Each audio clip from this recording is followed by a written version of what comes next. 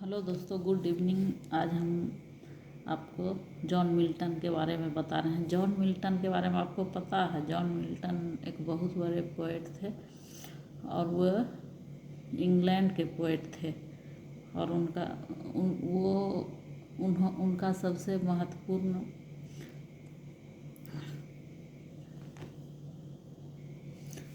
Hello दोस्तों, good evening. आज हम आपको जॉन मिल्टन के बारे में बता रहे हैं।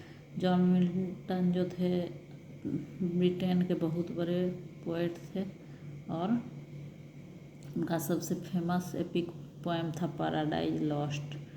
और उनका जन्म हुआ था 1608 ईस्वी में और 1674 ईस्वी में उनकी मृत्यु हो गई। तो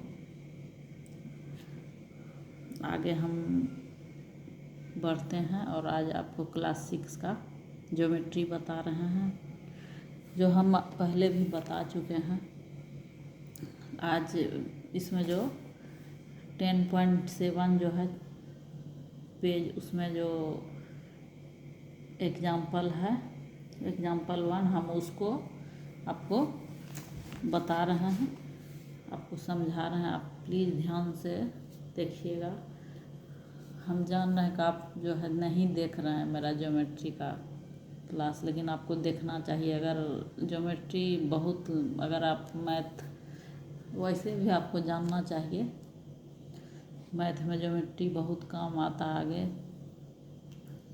अगर आप शुरू से इसको समझ के पढ़ेंगे तो वो आपको आसान लगेगा।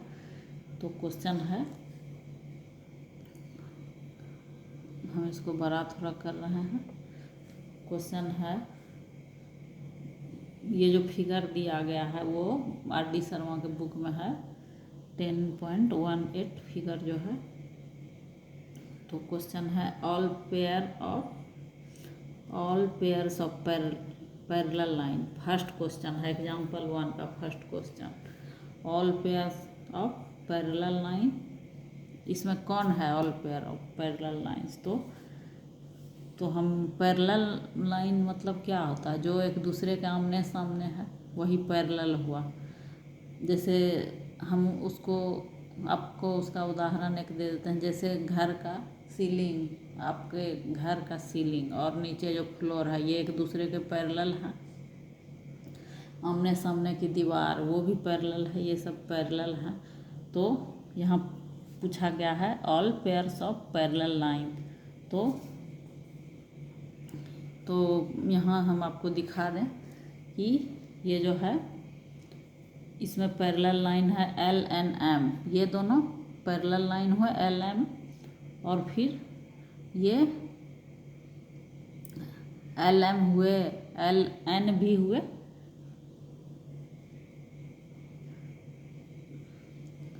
और फिर MN भी, LN और MN और LM, ये सब पैरेलल हुए।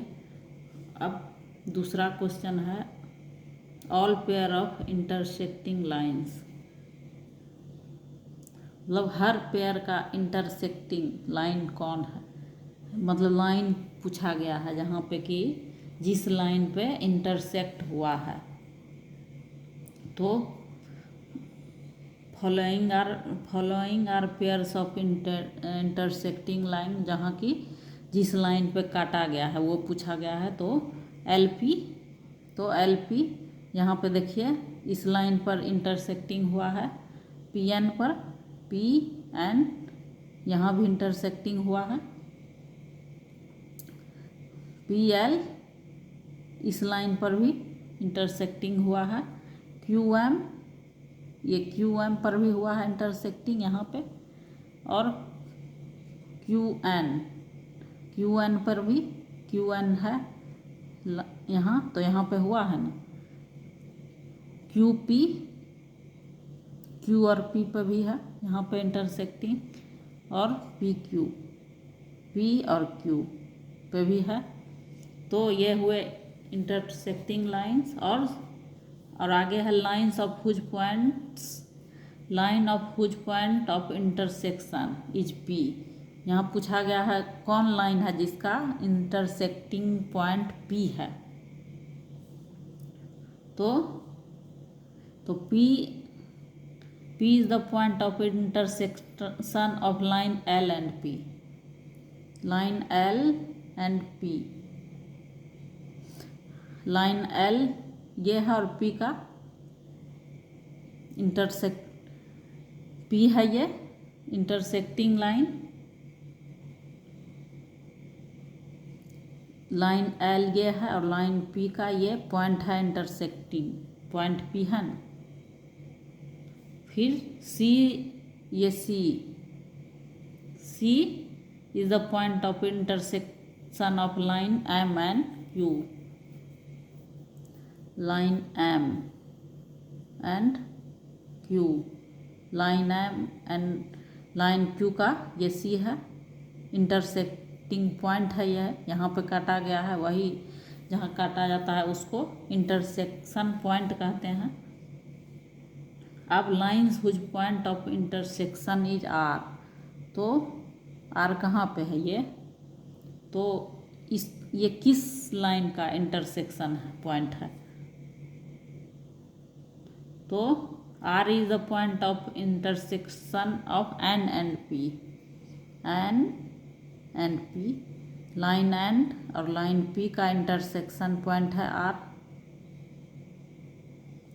अब क्या है, कोलोनियर पॉइंट यहाँ पूछा गया है, इसमें कौन से हैं कोलोनियर पॉइंट। तो कोलोनियर पॉइंट मतलब होता है समरेख, मतलब समरेख आपको हमने बताया था,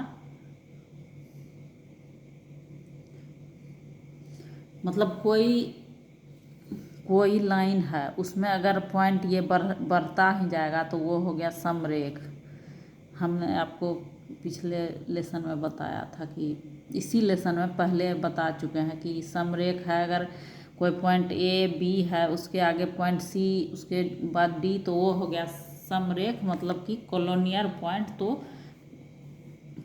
तो यहाँ पूछ रहा है कोलोनियर पॉइंट कौन है, तो A P Q R हो गए कोलोनियर पॉइंट, और फिर A B C D सब ये सब कोलोनियर पॉइंट हो गए। तो आप इसको समझ गए होंगे। आप प्लीज़ इसको ठीक से देखिए, तब आगे आप ज्योमेट्री ठीक से बना पाएंगे। तो थैंक यू, धन्यवाद। मेरे चैनल को सब्सक्राइब कर लीजिए और शेयर कीजिए, लाइक कीजिए, ज़्यादा से ज़्यादा देखिए। Thank you.